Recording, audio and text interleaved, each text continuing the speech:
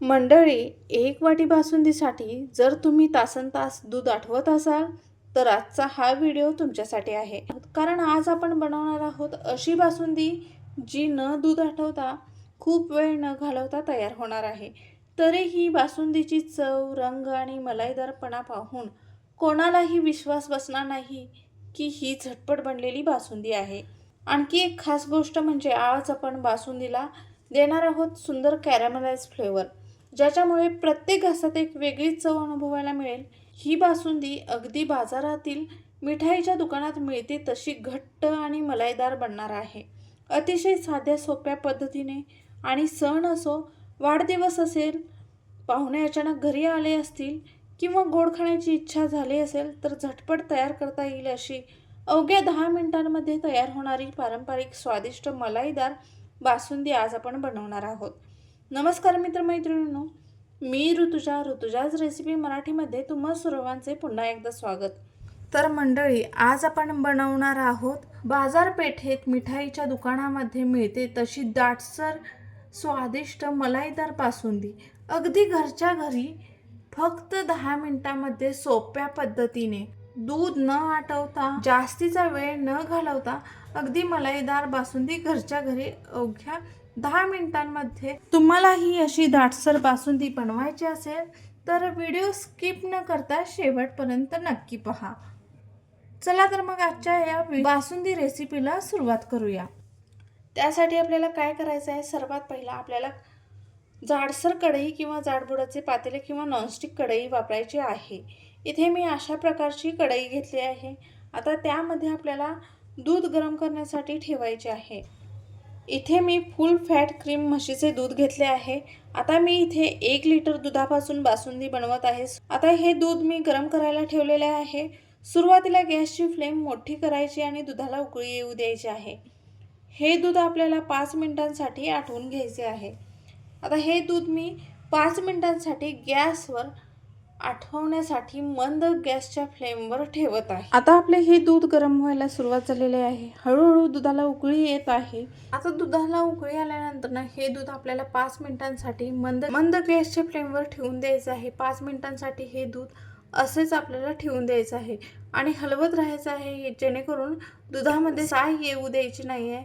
या दुधाला सतत हलवत राहायचं आहे. यामध्ये एक खास ट्रिक वापरायची आहे, ती म्हणजे या दुधामध्ये आपल्याला पाव चमचा कॉर्नफ्लॉवर दुधामध्ये मिक्स करून घ्यायचे आहे आणि इथे मी कॉर्नफ्लॉवर हे दुधामध्ये मिक्स करून घेतलेले आहे.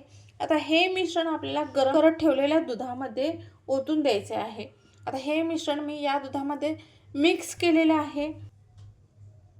दूध मंद आचेवर उकळत असताना हे कॉर्नफ्लॉवरचे मिश्रण हळूहळू ओतायचे आहे. सतत हलवत राहा. काही मिनिटातच दूध घट्ट व्हायला सुरुवात होईल. यामुळे आपला दूध आटवण्याचा वेळ वाचतो आणि तरीही बासुंदीला छान दाटसरपणा मिळतो. आता हे दूध आपण थोड्या वेळासाठी बाजूला ठेवून देऊया. आता आपण बासुंदीमध्ये टाकण्यासाठी आपण हे ड्रायफ्रूट्स कट करून घेतलेले आहेत. हे ड्रायफ्रूट्स 1 चमचा तुपावरती छान कुरकुरीत होईपर्यंत भाजून घ्यायचे आहेत. जास्त प्रमाणात भाजायचे नाहीत, हलकेसे कुरकुरीत होईपर्यंत भाजून घ्यायचे आहेत. आता हे ड्रायफ्रूट्स आपण हलके भाजून घेतले आहेत. आता हे ड्रायफ्रूट्स आपल्याला जास्त भाजून घ्यायचे नाहीत, गॅसच्या मंद फ्लेमवर हलक्या हाताने भाजून घ्यायचे आहेत. आता हे ड्रायफ्रूट्स भाजलेले आहेत, आपल्याला एका प्लेटमध्ये काढून घ्यायचे आहेत. आता भाजलेले ड्रायफ्रूट्स आपण एका प्लेटमध्ये काढून घेतलेले आहेत. आता आपण या बासुंदीमध्ये आपण साखर डायरेक्ट न घालता कॅरमलाइज करून घालणार आहोत. इथे मी 1 कप साखर घेतली आहे. तुम्ही तुमच्या आवडीनुसार साखरेचे प्रमाण कमी जास्त करू शकता. आता अशा प्रकारे आपल्याला साखर कॅरमलाइज करून घ्यायची आहे. साखर कॅरमलाइज करताना मंद आचेवर साखर आपल्याला कॅरमलाइज होऊ द्यायची आहे. साखर हळूहळू वितळायला लागली आहे आणि सुंदर सोनेरी रंग येत आहे. हा टप्पा खूप महत्त्वाचा आहे, कारण याच कॅरमलाइज साखरेमुळे आपल्या बासुंदीला अप्रतिम रंग आणि फ्लेवर मिळणार आहे. साखर जास्त काळी होऊ देऊ नका, अन्यथा कडूपणा येऊ शकतो. आता आपण जे कॉर्नफ्लॉवर घातलेले पहिला जे दूध आटवून घेतले होते ते दूध आपण या साखरेमध्ये ओतणार आहोत.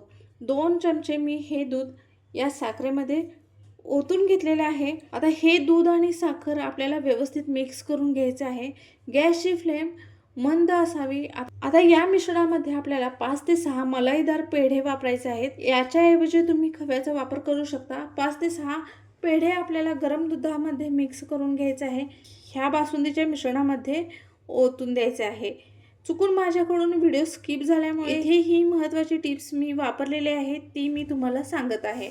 यामुळे काय होतं, मलाईदार पेढ्यामुळे बासुंदीला खूप छान टेस्ट येते आणि बासुंदीची चव अप्रतिम होते। आता आपण जे दूध आटवून घेतलेले आहे त्यामध्ये आपण हलकेसे भाजलेले हे ड्रायफ्रूट्स मिक्स करून घ्यायचे आहे आणि त्यानंतर ना आपल्याला कॅरमलाइज केलेली शुगर आणि पेढ्याचे मिश्रण हे दुधामध्ये ओतून द्यायचे आहे। आता हे मिश्रण ओतल्यानंतर ना आपण व्यवस्थित मिक्स करून घ्यायचं आहे। दूध मंद आचेवर थोडा वेळपर्यंत गरम करून घ्यायचे आहे।